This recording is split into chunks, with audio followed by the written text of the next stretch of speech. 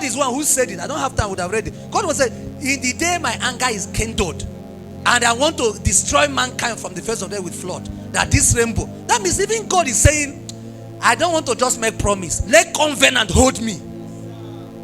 Because if I just make promise to you, I can change my mind. You understand? The difference between promise and covenant is that promise can change. I will buy ice cream for you. Sorry, our car, we use another route. We didn't pass that place that selling ice cream. Is it my covenant responsibility to buy ice cream in marriage? So maybe after service, I will take you out. I will buy you something. Then after service, you say you will take me out.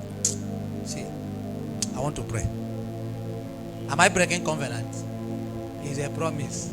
I'm not teaching you to be a promise breaker. But I'm telling you, there are differences. But there are things that are covenant responsibility in the marriage. Even Paul wrote and said, if you do it, you become a fraudulent person. He said, defraud thou not thyself one another, except for what? Consent sake in times of fasting, that you may come together again. That you be not what? Tempted. It means that when your husband wants to sleep with you and he say, leave me alone, you are breaking covenant. Now ladies, hear it in the name of Jesus. They don't use denial of sex to show I'm angry. No, it won't work. That marriage will not last. If you're angry, tell it before sex comes. Don't keep it for 3 months in your heart. Then the man touches you, say, leave me alone. On the 17th of January by 3 p.m. You did this and that and that. You have become a side of Satan. Because that thing called sex is a covenant responsibility. It's not a promise.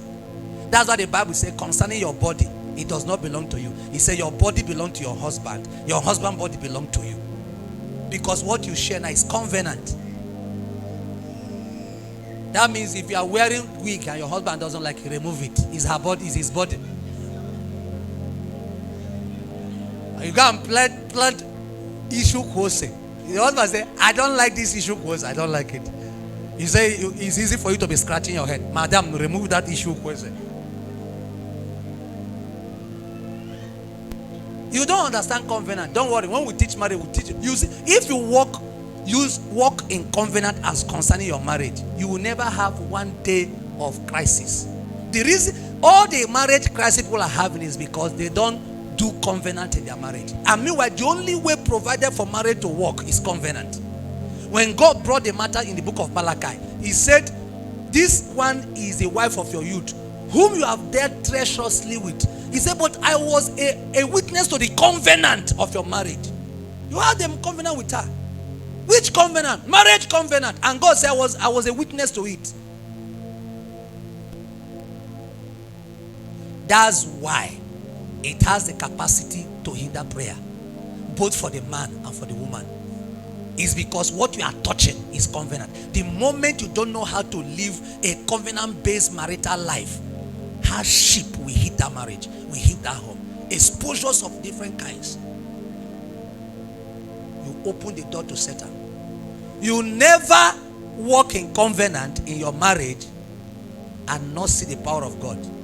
Do you notice, sir, that when Eve ate, nothing happened? The earth was still in order.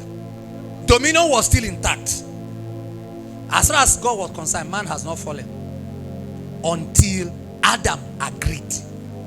You don't know the power when man and woman that are married come into agreement, touching anything.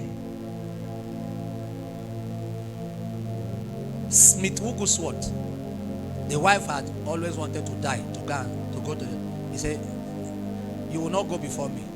We'll be here together doing ministry. The woman said, I'm old, I'm tired, Smith, let me go. You say you're not going. This is not power, this is covenant. Then Smith had gone for a crusade. The woman said, thank God. Father, let thy handmaiden now sleep in peace before Smith will come back. And she died.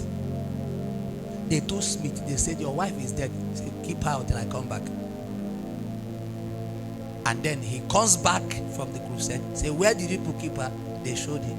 He entered the room and said, hey, honey, I'm back. Wake up. The woman woke up and said, oh, Smith. He said, oh, Smith. Jesus was just telling me to stay here. We'll wait until you come back. If you permit it, I will stay back. If you don't permit it, I will return. He said, please. He said, you are not going. Then Jesus said to him, Smith, the woman is 80 years plus. Let her go and rest. Now say you can go.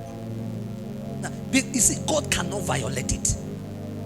Because what is holding those people? This is the only thing that represents the union between God, Christ, and the church. Is a powerful thing.